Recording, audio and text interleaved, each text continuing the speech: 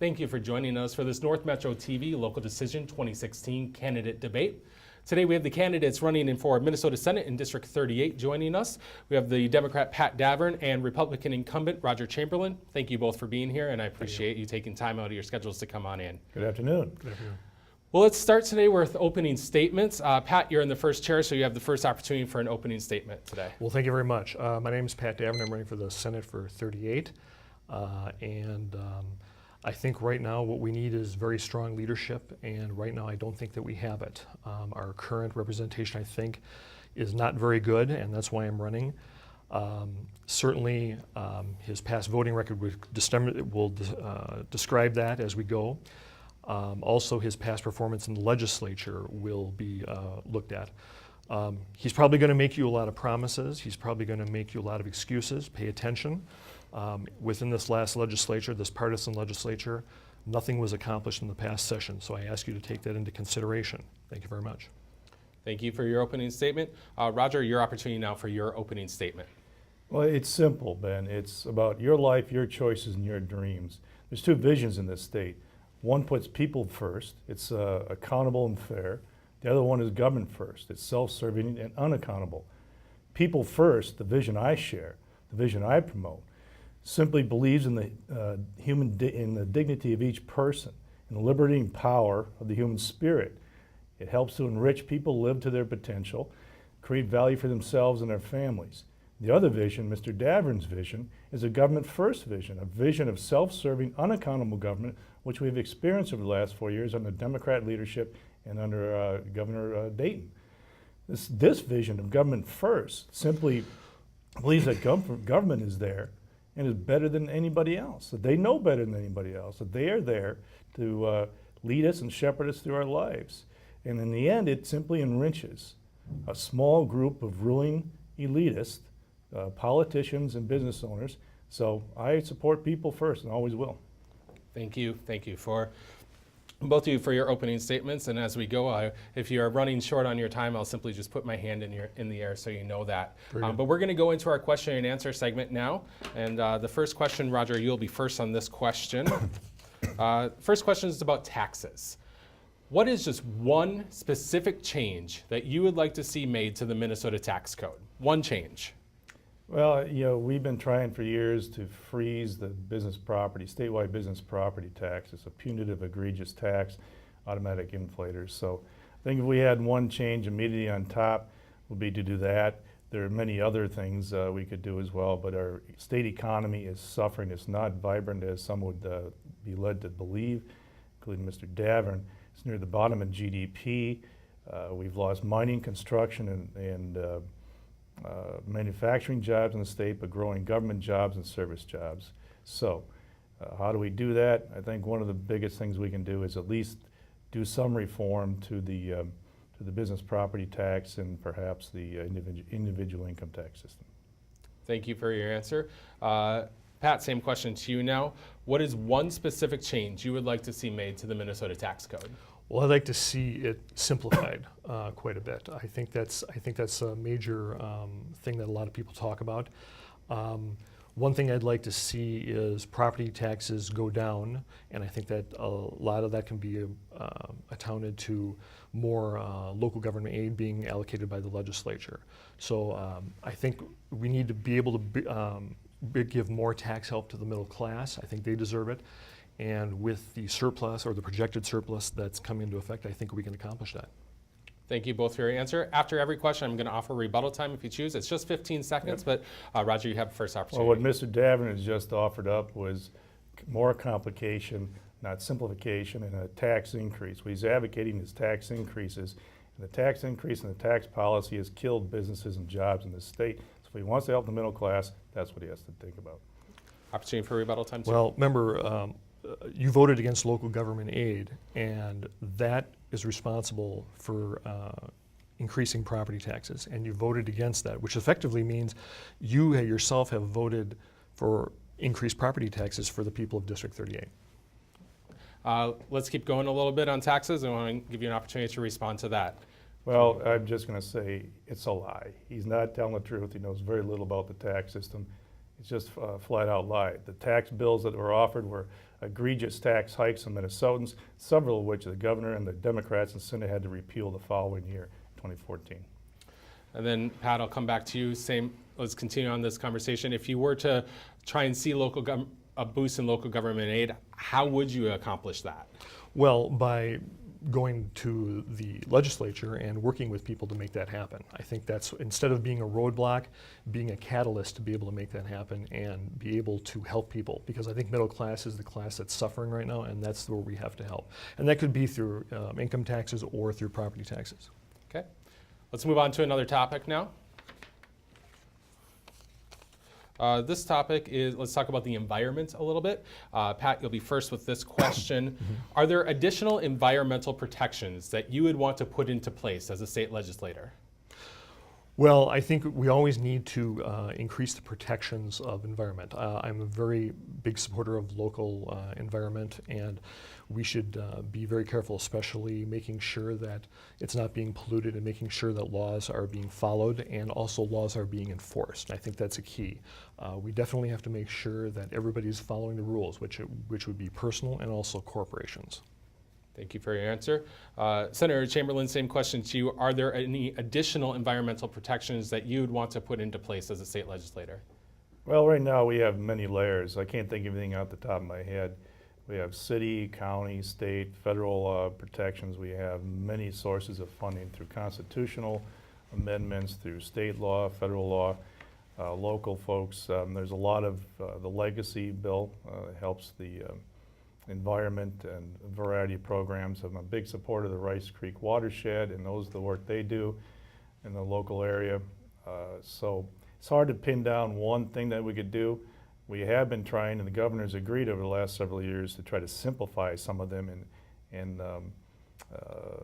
speed up some of the permitting and appropriation processes. So local area, we're working on just the process with the DNR, and a lot of stuff gets done there. We work together. I've worked together with the DNR and many others, Democrats, Republicans, to help address the groundwater issue and the local White Bear Lake water issue. So we do get things done. We are accomplishing things, are moving forward. There's a lot of protections. There's a lot of money out there, and we make sure that folks are going to follow the rules. And most people do. They want to live in a good, clean state with clean water and clean air and a lot of land, and most people are abiding by that. They're not going out and dumping sewage into the local lake. Thank you. Does anyone need any rebuttal time after that? All right. Move on to talking about the overall state budget as you look at it. As a state legislator, you'll be inundated with, my organization needs this funding, my city needs this, my county needs this. When you think about the state budget, how will you prioritize? How will you take all those requests for funding that you get year after year and prioritize what's most important and what can make it into, because not everything can make it into the budget, what can make it into it? Roger, you'll be first with this question. That's a very good point. Not everything can make it in, and a lot of people want something. The budget's projected to be $44 billion in the next cycle, starting in January 17. That's another $2 billion on top of the $42 billion. How do you prioritize? I've sponsored bills in the past, and so have others, about redoing our process from baseline budgeting to zero-based budgeting, making priorities for each department. Right now we're locked into this automatic increase in budgets all across the board. So that's how you can create priorities in the system. This status quo is going to kill us. There's a couple things coming over the horizon that are really going to be challenging. And I don't think Mr. Davin and the Democrats have dealt with it effectively. They simply ignore it. The baby boomers are going to be retired en masse in 2020. 20 retirees for one new employee. That is going to put a crunch on this state's budget and across this country that nobody's ever seen before. Yet they continue to want to waste money on $90 million office buildings, light rail that most people don't want. They put money towards universal preschool that nobody wanted. On and on you go.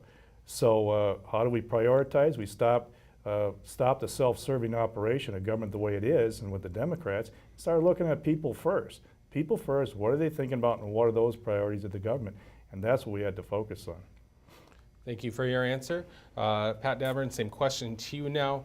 How would you balance the all the requests that you would get for funding as a state senator versus what can fit into the budget? How would you prioritize things when you're looking at the overall state budget? Well, it involves talking with people. This involves talking with groups such as yourself or other neighborhood groups or whatever to determine what the priorities are. A lot of times people think they know what the priorities are, but when they start talking to people, they figure out, well, no, maybe that's not correct. My opponent has voted against many things that would have, I feel, helped the state, roads and bridges and that sort of thing, infrastructure type things, making education better. These are the things that we have to look at. This is how we're going to propel our state forward. If we have a strong workforce, we have more income, we have more revenue coming in. That way we can, stave off any emergencies or anything that comes up. And right now, we're going to do that. Unfortunately, in the last legislative session, the partisan legislature accomplished nothing, but we did have a $900 million surplus. We now need to start looking at how can we best use that funding to help the betterment of people's lives. Thank you. Rebuttal time, anyone? Yeah, well, again, he's Okay. not telling the truth. He's misleading people. The fact of the matter is, a lot of stuff got done in the legislature. Two things didn't get passed. The bonding bill, which the Democrats in the Senate, his colleagues, killed. It passed a bipartisan vote in the House. I was ready to vote for in the Senate. And then the Democrats from the Urban Core submitted an amendment, killed the bill. Well, it wasn't that. It was the House's inability to negotiate is what killed that bill. So unfortunately, because the House Republicans decided not to negotiate and end the session early, therefore nothing was accomplished. Well, I'm going to ask about the bonding bill now, so Okay. maybe we'll continue on this conversation. All Pat, you'll be first with this question. Do you want to see a bonding bill passed in 2017? Yes. And if so, how much money should be spent on bonding? Well, we need to take and determine what the needs are. But yes, the bonding bill should go through. We need it because we need repairs to our roads, to our infrastructure, to our schools, to our education. We definitely need to have that. Not to do that would cause our system and our resources to go down or not be competitive with other states and other countries or other areas for that matter. Yes, we do, because it's cheaper. It may be cheaper to bond now because the interest rates are lower. So that is definitely an option we want to look at and determine what the priority of those funding projects is under that bonding. Do you have a dollar amount that you'd be comfortable with spending in a bonding bill? I would evaluate it. I don't have a firm number, but I would evaluate it. I would take a close look and then make it a projection. I would have to evaluate several sources to make sure that we want to be accurate. We don't want to overspend. We don't want to have a budget deficit like we had for the past decade. That's what we don't want. We want to be able to manage money correctly and be able to spend money where it's mostly needed. Thank you. Roger, same question to you. Do you want to see a bonding bill passed in 2017, and how much is the right amount to spend? Well, one thing quick. My opponent doesn't know much about civics in the state of Minnesota. The session didn't end early. It ended on time, though it was supposed to. And the deal was struck with the House and the governor and the Democrats to get the bonding bill that they had. It died in the Senate with his colleagues and from the Urban Core that killed it. So, bonding bill. It's not going to be a bonding year, but what's changed in the last several years is that bonding has been part of the budget process. 2017 will be a budget year. Traditionally, you don't do the bonding in a budget year, but the split government, we have been using it as part of a negotiation package. There's a lot of road and bridge money in there, so I suspect there will be a bonding bill of some sort in 2017, no matter how the legislature is made up after the election. How much should it be? $1 billion isn't bad, give or take. It doesn't always have to be that much. My opponent couldn't give a number. He doesn't have an idea. But it is the fastest, the debt service is the fastest growing part of the state budget. That behind HHS. HHS, Health and Human Services, and then bonding, debt service. So if he wants to spend another $2 billion or $1.5 billion on that, he's going to have trouble balancing the budget and keeping his reserves. Opportunity for rebuttal time? Well, and this is clearly, clearly he doesn't have all the facts on this, but the Republican House is the one that caused the breakdown. And unfortunately, you can't run away from that record. You're not going to be able to, but that's the fact of that. Opportunity to respond if you choose. Well, I was there. And people agreed to it. He'll keep doing that because it's harmful to his cause. So I was there. I knew the facts. So what can I say? I was there. All right. We're going to talk now about public safety. Senator Chamberlain, you'll be first on this question. It's clear both nationally and locally that there is high tension between segments of the law enforcement community and minority communities. How will you, as a state legislator, work to create an environment to address these issues? Excellent. Well, the environment, we certainly have a problem in the state of Minnesota. We have a terrorist recruitment problem, and we have a radicalization problem. And the way the governor and some of the Democrats have taken opportunity here to attack law enforcement, interject themselves into legitimate conversations and investigations has been frankly reckless and harmful. For the governor and some of the Democrats to interject themselves into this process has caused great harm and dysfunction to the community and put the police officers and citizens at risk. How would we address it? We address it in a direct, professional way. You try to create unity and not division. The governor has created division by intent. We have to work to create unity. Bad people doing bad things have to be found and stopped. And we have to stop separating ourselves based on race, gender, ethnicity, etc. When you go out there and you preach division and hate and anger, you're going to get division, hate, and anger. The governor and the Democrats and Republicans have to preach unity and going after the bad guys, and we're all one here. We're all in the same boat. Public safety is important for all of us. Without that, we're going to have a breakdown in the system. So I would suggest that the governor and Democrats, Mr. Devin and others, would simply start thinking about unity. We're all one, and working towards that instead of jumping on board and fanning the flames. Do you think that the Democrats are the only ones that have this division rhetoric that's out there? I think I did mention Republicans and others, but the governor is at the top of the ladder. Him and a few others have been pouring gasoline on that fire and fanning that flame. So yes, I lay a huge amount of the responsibility at his feet and at some Democratic leadership around the state and throughout the state. Are some others to blame? Certainly. But my position is unity, and I feed the good wolf, not the bad wolf. I want folks to work together, a safe environment, supporting law enforcement, and making it safe across the state for families, and not politicking it. It's dangerous. Thank you. Pat, I'm going to come to the same question. Come to you with the same question, excuse me. It's clear both nationally and locally that there is this high tension between parts of the law enforcement community and parts of minority communities. How will you as a state legislator work to create an environment to address these issues? Well, we have to work with local people because generally that's what you have to do. Law enforcement, and there has to be a close tie between local people and law enforcement. That's how you find out where the problems are. Fanning the flames, no, I don't think so. But I think that what we need to do is police have to be held accountable, but they have to operate within the law. They have to make sure that they're doing everything correctly. It's a very, very tough job. And yes, I do support law enforcement. However, we have to make sure that everybody is treated equally under the law. And finding those people out, finding out where they are, that's what we need to do. And I am in fully support of law enforcement, but we do definitely need to make sure that people are treated equally. And you can talk around it, you can have my opponent has a lot of fancy talk, but in the end it comes down to relationships between local groups and law enforcement and making that work.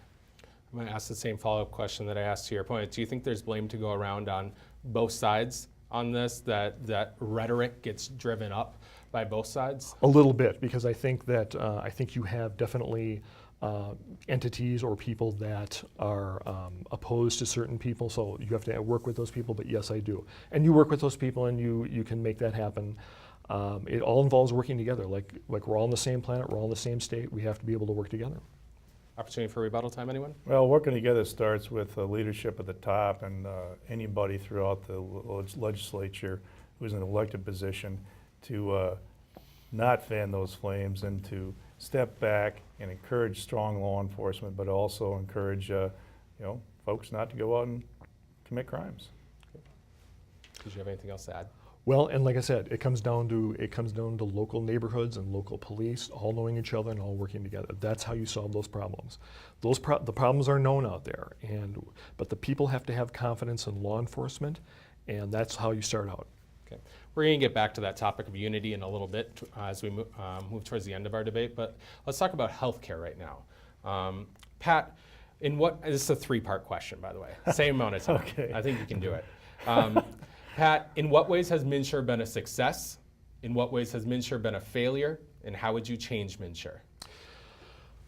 The goal of MNsure was to try to get people to get uninsured people with insurance. That's what's his goal. MNsure is a portal, which basically allows an entry point into shopping for people to shop for insurance. The success has been up until recently, the past 3 years, we've had the lowest insurance rates ever in the state. I believe in the country also as well. Recently they went up, and I was shocked to see that they had went up that much. We need to take a closer look at that. We need to start taking a look at options. That's where I think where the evaluation is. I think so far it's a success, but I think there's going to need to make some adjustments, and we're going to need to input and decide how we're going to handle it. Thank you for your answer. Roger, same question to you. See if you can answer all three of them. In what ways has MNsure been a success? In what ways has MNsure been a failure? And how would you change MNsure? Well, I skipped the first one because there's no success in MNsure. The vast majority of the people enrolled were already on public assistance. So they simply transferred them over into this program and then started subsidizing them, and the federal government's money dried up. There is no success. It has been a complete and utter disaster for Minnesotans. They don't have choice, they don't have access, and it doesn't cost less. It is up over 100% for people across this state. Access is down. State options outstate, on average, 2 choices now. 2 choices for people to choose from medical providers. Others have dropped out because of the cost. So there is no success. We have over 200,000 people who have lost their insurance and now kicked off it from, I think it was Progressive left, and then Blue Cross Blue Shield. 200,000 people have lost insurance, forcing the market. Insurance rates up over 100%. Deductibles at around $10,000. This eats up everybody's bonuses and raises. There's no success to it. It has been it is taken healthcare out of the hands of the individuals. How do we change it? There's a lot of ways we can fix it. There's a lot of common sense approaches we can take to it. But it has to get back to putting people first, putting them back in charge of their health care. Instead of a bunch of bureaucrats sitting around and think they can twiddle through this thing and make it right. It's a disaster for Minnesotans. There's nothing good about it, and they have to stop thinking they can fix it. Mr. Devon is simply saying more of the same. Thank you. Opportunity for rebuttal time? No, thank you. Did you have anything else you want to add? You have 15 more seconds. Yeah, there is nothing good about it. A lot of common sense solutions that we can bring about to get healthcare back in the hands of the people so they can start making decisions, and we can still take care of the poorest people in the state. If we continue down this path, the Commissioner of Commerce said, we're in crisis and it's near destruction. National news again, so we had to change it. Thank you both for your answers. Senator Chamberlain, you'll be first on this next question dealing with transportation. How do you propose to solve Minnesota's long-term transportation infrastructure needs? We had a plan, numbers were the same. $600 million additional, no, it was $7 billion additional over about 7-8 years, some time frame, something like that, would be infused into the transportation funding. That included bonding, some general fund money, reallocating sales tax from auto parts and different things like that over to roads and bridges, bonding money, and some building in more efficiencies and cost-saving measures. In addition to that, prioritizing, the polls have shown 70-75% of the people don't want light rail. It serves very few people, it's very expensive, they don't want it. They don't not live or work where it goes. So we have to prioritize it. We talk about priorities. People's priorities are not in light rail. Again, people first, what do they desire, what do they want, what do they need? They want to live and work where they want. They don't want light rail. They want roads and bridges that are safe and functioning so they can get to work and get Johnny and Susie to softball practice, soccer practice, and to church. That's what they want. They don't want light rail. So there's plenty of opportunities to get where we want to go, but they get hung up on the light rail. We got $7 billion we're willing to infuse through bonding, sales tax reallocation, and some other things. And by the way, the dedicated funds are going up. It's $2 billion a year from gas tax, motor vehicle sales tax, and license tabs fees. It's all going up. We got plenty of money. Thank you. Pat, same question to you. How do you propose to solve Minnesota's long-term transportation infrastructure needs? Well, it's going to be a combination of a couple things. It's going to be, there might be a slight increase on the gas tax. There might be bonding issues involved. Remember, the partisan legislature did not pass the transportation bill. They didn't do their job, and he didn't do his job. So this is the problem. We can promise everything. The delays in the light rail, very simply, are a fact that the longer the light rail is delayed, I believe the estimate was $1 million a week is what each week of the delay was going to be. And effectively, my opponent has raised people's costs on this project $1 million a week. So this is what we have to do. We need a diversified strategy with transportation. It has roads and bridges, light rail. For some of you remember, we had streetcars a long time ago. We had streetcars, we had automobiles. We need a diversified strategy with transportation to accommodate the growing needs of our state. Thank you. Rebuttal time? Oh, yeah. So Okay. he clearly, again, doesn't know what he's talking about. Again, I have to repeat, 75% of the people don't want more light rail. They want effective roads and bridges. They live in Maple Grove and work in Lino Lakes. They don't drive downtown. Very, very few people ride that train. He knows nothing about those facts. So the priority, roads and bridges, there are options, but it doesn't include light rail. We gave them an option. We gave them a plan that infused more money. There's a lot of money. They got to get off light rail. They don't want it. Thank you for that. Pat, you have opportunity for it. Well, light rail will go through. The question is going to be what the cost is going to be. And the longer the delays are, the more costly it's going to become. So due to inaction, it's costing more the more weeks it takes and the more delays. Thank you. All right. Yeah, we can keep going. So he says it's going to go through. So what my opponent here is saying, government first, I'm going to tell you what you want. I'm going to give you what you want no matter what you want.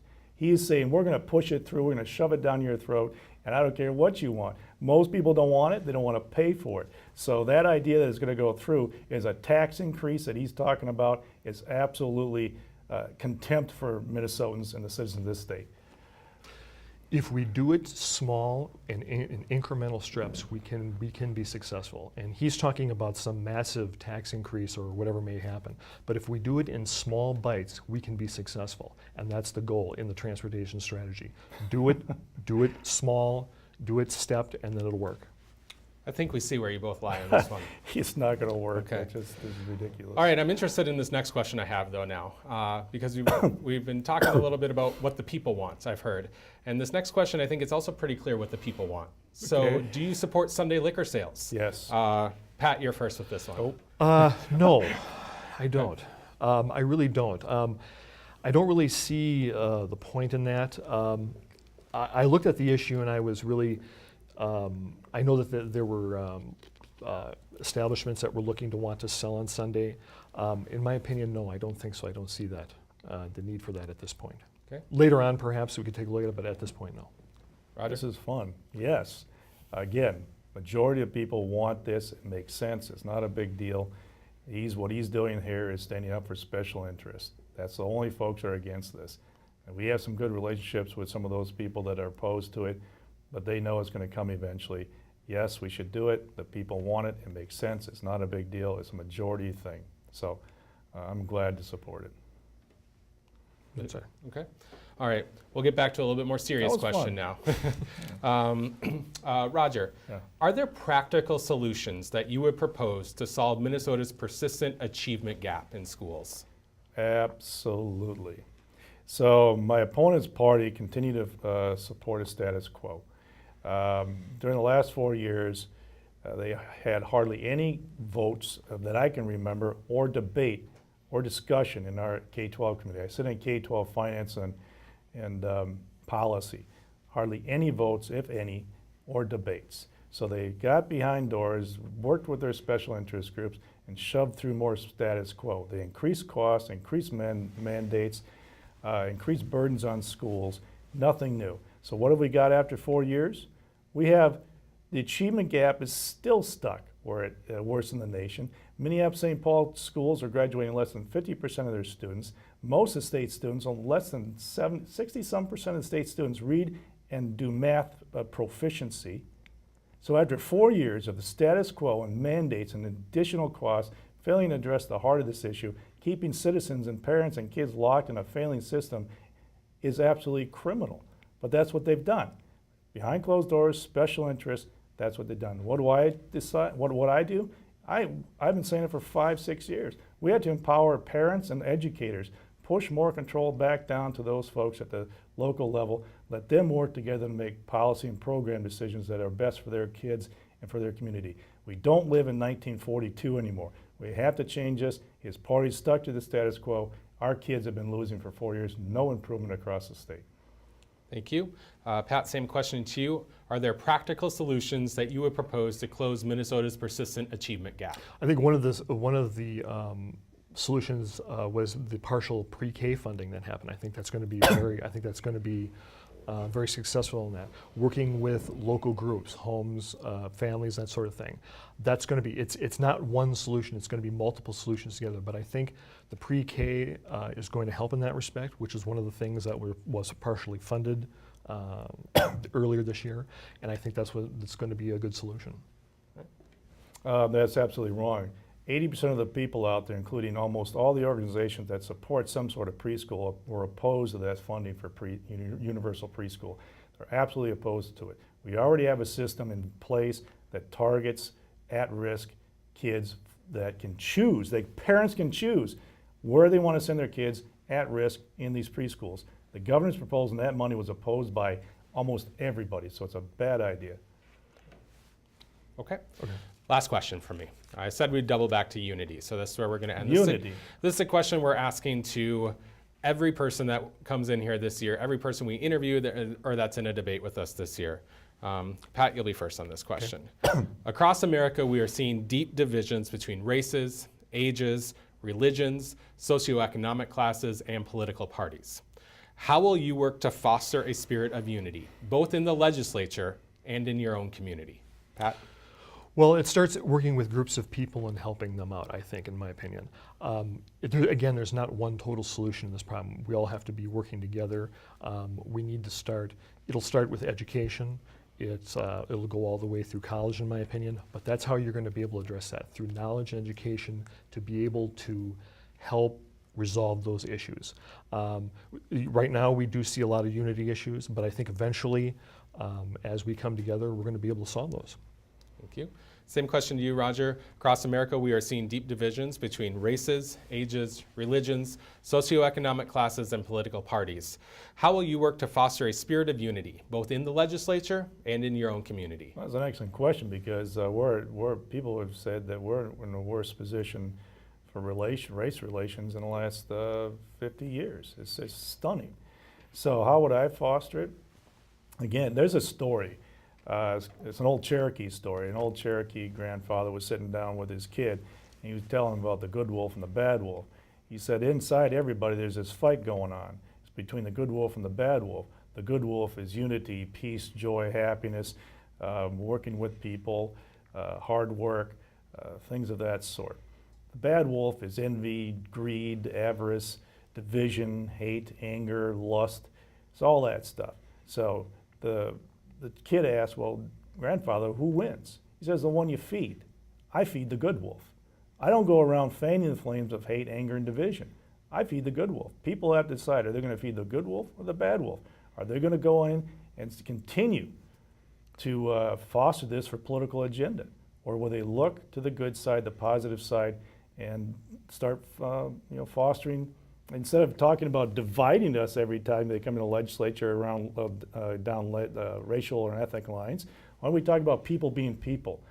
I look at people as being people first, and not a color, not a segment, not a subgroup, not a data point. They are people with dignity, and that's how I look at them. That's how we solve the problem. You feed the good wolf, you look at people the same way. I don't have to look at separate groups. I look at them as all as people. Feed the good wolf. Anyone need any rebuttal time after that? I don't have any Cherokee stories, sorry. I don't have any Indian stories. So.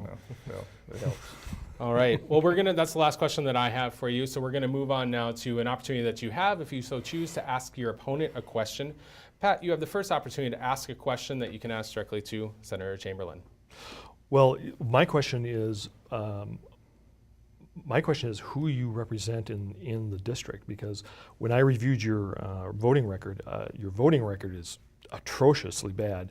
I've looked through your voting record. It shows that you voted against women, you voted against seniors, you voted against vets, you voted against kids. My question is, who exactly do you represent in the district? My understanding is you primarily represent rich people in the district, but according to your voting record, that's really all you represent is only rich people in the district. All right. Roger, you have an opportunity now. Good Lord, that's laughable.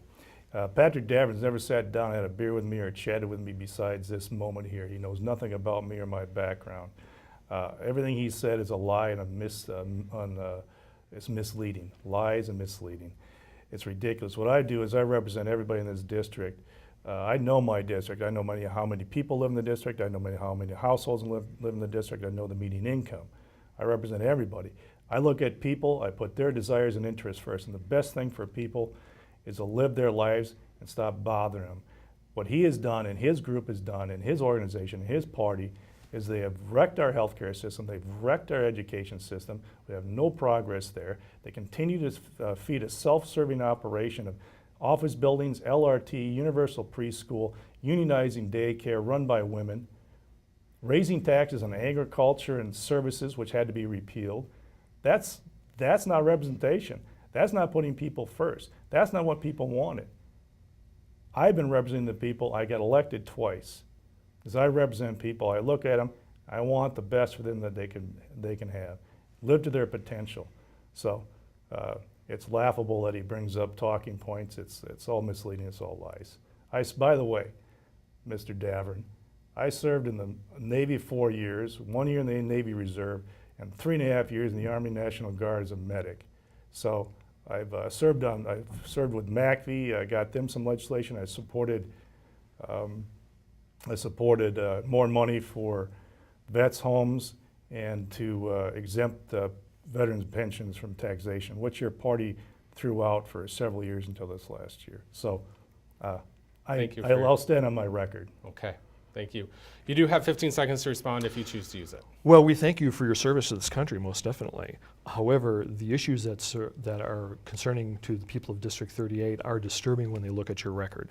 So again, the record will tell the tale. The performance in the past legislative session will tell the tale. Very simple. You have an opportunity now to ask your opponent a question if you choose, Roger. I don't have one. He has he's made his case, which is a faulty, poorly put together case. He clearly doesn't understand what's happening up there, and he doesn't know me or this district or the citizens I represent. Well, let's move on to, we can move on to closing statements then for both of you. Pat Davern, you'll be first with your closing statement. Well, we've heard a lot of promises, and we've heard a lot of excuses, and we've heard little stories. The problem is the people in District 38 are not interested in that. They're interested in results. We need to be able to work together to accomplish the people's business in the legislature. We don't need an adversarial relationship. My opponent's record clearly shows that. If you go to my website, you'll be able to see all the things that he's voted against. In the partisan legislature, the last partisan legislature, you see basically they accomplish nothing. People want results. They don't want promises, and they don't want excuses. They don't want finger pointing. They don't want fancy stories. They need to get their business done to help make their lives better, especially in District 38. And that's why I'm asking for your vote this election. Thank you very much. Roger, you have the opportunity for the last word tonight. Mr. Davern talks about he doesn't want an adversarial relationship, but he's quick to throw the barbs and grenades and start attacking with the knives. But nonetheless, be that as it may. I mentioned earlier, it's about your life, your choices, and your dreams. It is my responsibility. When I go to work in the morning, my focus is on that. How do I get that done? How do I protect those things and safeguard those things for each citizen in this state and the district? How do I make it easier for each person and allow them to live and reach their potential? How do I do that? That is what I do when I go to work in the morning. Your life, your choices, and your dreams, making it easier and protecting those things for everybody. Sometimes we don't agree, but I think people are much better off when they're in charge of their lives, in charge of their health care, in charge of their education, with more choices and options. When they're not being told that they have to have light rail, they have to have universal preschool, they can't make those choices. So your life, your choices, your dreams. I work for people when I go up there, and I do it every day. Thank you, and thank you both for coming in and taking some time out of your schedules to sit down for this debate today. We appreciate it. Thank Mr. you, Hale. appreciate Thank it. you, Mr. Hale. Want to remind you that you can always head to North Metro TV for your complete local decision election coverage. It's all there for you. There's a tab right on the homepage where you can click and see more debates like this one, as well as candidate biographies from candidates all across Anoka County. For the candidates, Democrat Pat Davern and incumbent State Senator Republican Roger Chamberlain in Minnesota Senate District 38, I've been your moderator, Ben Hale. Thank you for watching.